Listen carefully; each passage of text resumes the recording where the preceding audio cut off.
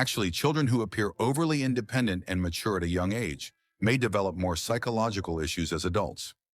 These individuals typically handle all problems on their own, habitually refuse help from others, don't want to burden anyone, and don't want to be burdened by others either. They can live alone for extended periods without contacting family, refusing to share their struggles or disappointments even when facing difficulties.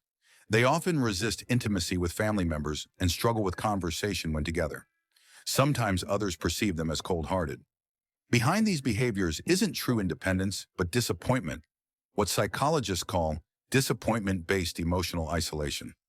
This usually stems from parental emotional neglect during childhood. For example, when you faced difficulties and sought parental help, instead of comfort and support, you received indifference or even blame. When a child falls, some parents might say, "Why are you always so careless?" This teaches children subconsciously that expressing difficulties to others is unreliable. As a result, they isolate their emotions and are forced to become independent, adopting the mindset that, if I don't expect anything from others, I won't be disappointed.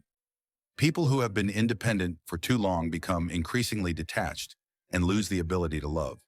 They often develop avoidant attachment styles. While they appear calm and rational on the surface, seemingly without need for others, what they're actually doing is closing themselves off and refusing to develop emotional connections with anyone, silently drawing boundaries between themselves and the outside world.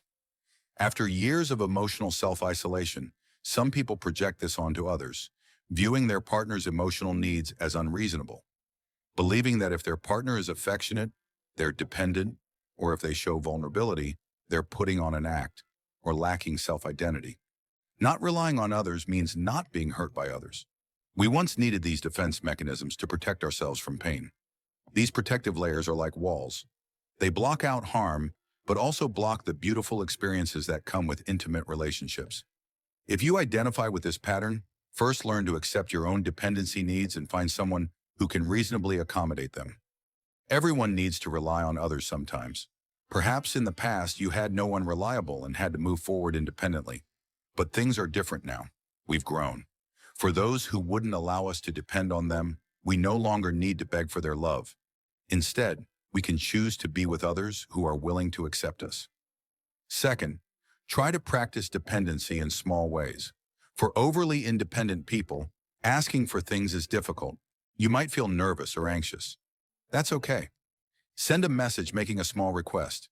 These small things won't inconvenience others too much, but will help you experience the happiness of healthy dependency one step at a time. These experiences will build your confidence and gradually help you relax and truly enjoy the give and take of relationships.